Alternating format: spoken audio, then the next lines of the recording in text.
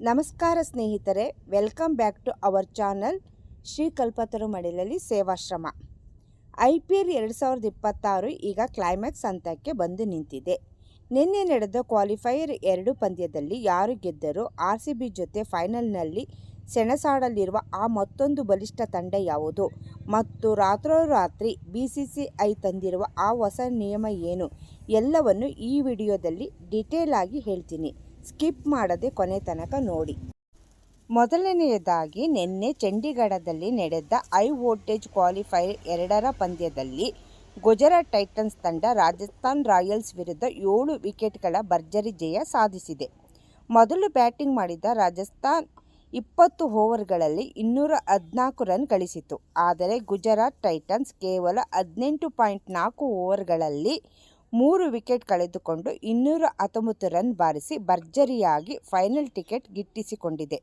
ಇದರೊಂದಿಗೆ ಮೇ 31ರಂದು ಭಾನುವಾರ ಅಹಮದಾಬಾದ್ನ ನರೇಂದ್ರ ಮೋದಿ ಸ್ಟೇಡಿಯಂನಲ್ಲಿ ನಡೆಯಲಿರುವ ಮಹಾ ಫೈನಲ್ನಲ್ಲಿ RCB ವರ್ಸಸ್ ಗುಜರಾತ್ ಟೈಟನ್ಸ್ ಮುಖಾಮುಖಿಯಾಗಲಿವೆ.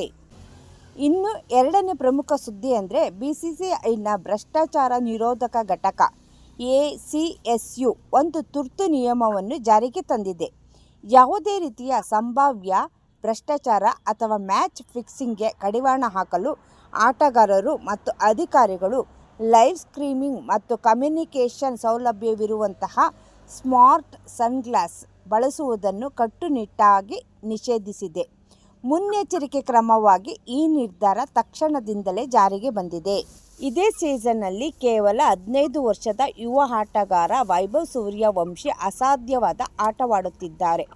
ರಾಜಸ್ಥಾನ್ ರಾಯಲ್ಸ್ ಪರ ಆಡುತ್ತಿರುವ ಈತ ಈಗಾಗಲೇ 242ರ ಅದ್ಭುತ ಸ್ಟ್ರೈಕ್ ರೇಟ್ನಲ್ಲಿ ಅಂದರೆ 680 ರನ್ ಕಲೆ ಹಾಕಿದ್ದು ವಿರಾಟ್ ಕೊಹ್ಲಿಯವರ 2016ರ ಸಾರ್ವಕಾಲಿಕ ದಾಖಲೆಗೆ 973 ರನ್ ಹತ್ತಿರವಾಗುತ್ತಾ ಕ್ರಿಕೆಟ್ ಲೋಕವೇ ಇತ್ತ ತಿರುಗಿ ನೋಡುವಂತೆ ಮಾಡಿದ್ದಾರೆ.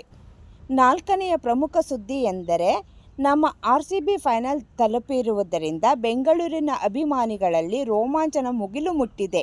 ಆದರೆ ಕಳೆದ ವರ್ಷದ ಅಹಿತಕರ ಘಟನೆಗಳನ್ನು ನೆನಪಿನಲ್ಲಿಟ್ಟುಕೊಂಡು ಬೆಂಗಳೂರು ಪೊಲೀಸರು ಕಟ್ಟುನಿಟ್ಟಿನ ಮಾರ್ಗಸೂಚಿ ಪ್ರಕಟಿಸಿದ್ದಾರೆ. ರಸ್ತೆಗಳಲ್ಲಿ ದೊಡ್ಡ LED ಸ್ಕ್ರೀನ್ ಹಾಕುವುದು, ಪಟಾಕಿ ಸಿಡಿಸುವುದು, ಬೈಕ್ ರ್ಯಾಲಿ ಮಾಡುವುದು ಹಾಗೂ ಸಾರ್ವಜನಿಕವಾಗಿ ಮದ್ಯಪಾನ ಮಾಡಿ ಗದ್ದಲ ಉಂಟು ಮಾಡುವುದನ್ನು ಕಟ್ಟುನಿಟ್ಟಾಗಿ ನಿಷೇಧಿಸಲಾಗಿದೆ. ಶಾಂತಿಯುತವಾಗಿ ಪಂದ್ಯವನ್ನು ಎಂಜಾಯ್ ಮಾಡಲು ಪೊಲೀಸರು ಮನವಿ ಮಾಡಿದ್ದಾರೆ.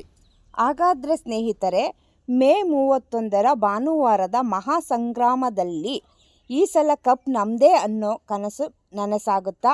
RCB ಕಪ್ ಗೆಲ್ಲುತ್ತಾ ಇಲ್ಲ ಗುಜರಾತ್ ಟೈಟನ್ಸ್ ಬಾಜಿ ಹೊಡೆಯುತ್ತಾ? ನಿಮ್ಮ ಪ್ರೆಡಿಕ್ಷನನ್ನು ಕಮೆಂಟ್ ಮಾಡಿ ತಿಳಿಸಿ.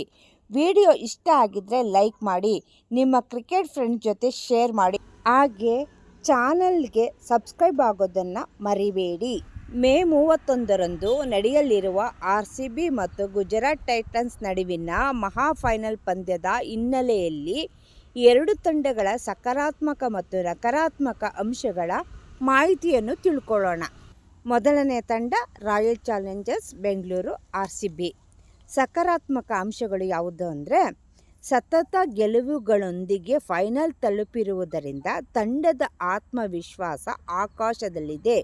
ಮೊಮೆಂಟಮ್ RCB ಪರವಾಗಿದೆ. ವಿರಾಟ್ ಕೊಹ್ಲಿ ಅವರ ಸ್ಥಿರತೆ, ರಜತ್ ಪಾಟಿದಾರ್ ಹಾಗೂ ಗ್ಲೆನ್ ಮ್ಯಾಕ್ಸ್ವೆಲ್ ಅವರ ಸ್ಫೋಟಕ ಬ್ಯಾಟಿಂಗ್ ಯಾವುದೇ ಬೌಲಿಂಗ್ ಲೈನಪ್ ಅನ್ನು ಧೂಳಿಪಟ ಮಾಡಬಲ್ಲದು. ಈ ಸೀಸನ್ನಲ್ಲಿ ಮೊಹಮ್ಮದ್ ಸಿರಾಜ್ ಮತ್ತು ಯಶ್ ದಯಾಲ್ ಕೊನೆಯ ಓವರ್ಗಳಲ್ಲಿ ರನ್ ನಿಯಂತ್ರಿಸುವಲ್ಲಿ ಹಾಗೂ ವಿಕೆಟ್ ಪಡೆಯುವಲ್ಲಿ ಯಶಸ್ವಿಯಾಗಿದ್ದಾರೆ.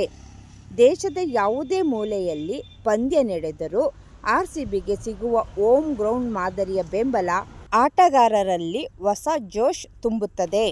RCBಯ ನಕಾರಾತ್ಮಕ ಅಂಶಗಳನ್ನ ನಾವು ಗಣನೆಗೆ ತಗೊಂಡಾಗ RCB ಈ ಹಿಂದೆ 3 ಬಾರಿ ಫೈನಲ್ ತಲುಪಿದರೂ ಕಪ್ ಗೆದ್ದಿಲ್ಲ. ಈ ದೊಡ್ಡ ಪಂದ್ಯದ ಒತ್ತಡವನ್ನು ತಂಡ ಹೇಗೆ ನಿಭಾಯಿಸುತ್ತದೆ ಎಂಬುದು ದೊಡ್ಡ ಪ್ರಶ್ನೆಯಾಗಿರುತ್ತದೆ. ಟಾಪ್ ಆರ್ಡರ್ ಬೇಗನೆ ಕುಸಿದರೆ ಮಧ್ಯಮ ಕ್ರಮಾಂಕದ ಬ್ಯಾಟರ್ಗಳು ಒತ್ತಡಕ್ಕೆ ಸಿಲುಕಿ ಪೆವಿಲಿಯನ್ ಸೇರುವ ಹಳೆಯ ಚಾಳಿ ಇನ್ನೂ ಪೂರ್ತಿಯಾಗಿ ನಿಂತಿಲ್ಲ. ಗುಣಮಟ್ಟದ ರಿಸ್ಟ್ ಸ್ಪಿನ್ನರ್ ಕೊರತೆ ಎದ್ದು ಕಾಣುತ್ತಿದ್ದು ಮಧ್ಯದ ಓವರ್ಗಳಲ್ಲಿ ರನ್ ನಿಯಂತ್ರಿಸುವುದು ಕಷ್ಟವಾಗಬಹುದು.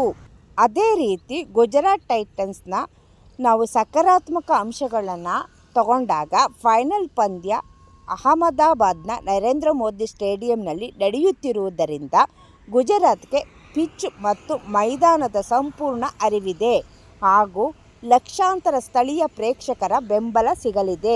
ಹಾರ್ದಿಕ್ ಪಾಂಡ್ಯ, ರಶೀದ್ ಖಾನ್ ಮತ್ತು ರಾಹುಲ್ ತೆವಾಟಿಯಾ ಅವರಂತಹ ಪಂದ್ಯವನ್ನು ಏಕಾಂಗಿಯಾಗಿ ಗೆಲ್ಲಿಸಬಲ್ಲ ವಿಶ್ವ ದರ್ಜೆಯ ಆಲ್ರೌಂಡರ್ಗಳು ತಂಡದಲ್ಲಿದ್ದಾರೆ. ರಶೀದ್ ಖಾನ್ ಮತ್ತು ನೂರ್ ಅಹ್ಮದ್ ಜೋಡಿ ಮಧ್ಯದ ಓವರ್ಗಳಲ್ಲಿ ರನ್ ವೇಗಕ್ಕೆ ಬ್ರೇಕ್ ಹಾಕುವಲ್ಲಿ ಮತ್ತು ವಿಕೆಟ್ ಕೀಳುವಲ್ಲಿ ಎತ್ತಿದ ಕೈ. ಯಾವುದೇ ಕಠಿಣ ಗುರಿಯನ್ನಾದರೂ ಕೊನೆಯ ಓವರ್ ತನಕ ಕೊಂಡೊಯ್ದು ಮ್ಯಾಚ್ ಫಿನಿಶ್ ಮಾಡುವ ಅದ್ಭುತ ಚಾಣಾಕ್ಷತೆ ಈ ತಂಡಕ್ಕಿದೆ.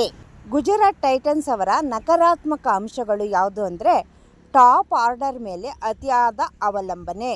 ಆರಂಭಿಕ ಆಟಗಾರರು ಕೈಕೊಟ್ಟರೆ ಮಿಡಲ್ ಆರ್ಡರ್ ಮೇಲೆ ಅತಿಯಾದ ಒತ್ತಡ ಬೀಳುತ್ತದೆ.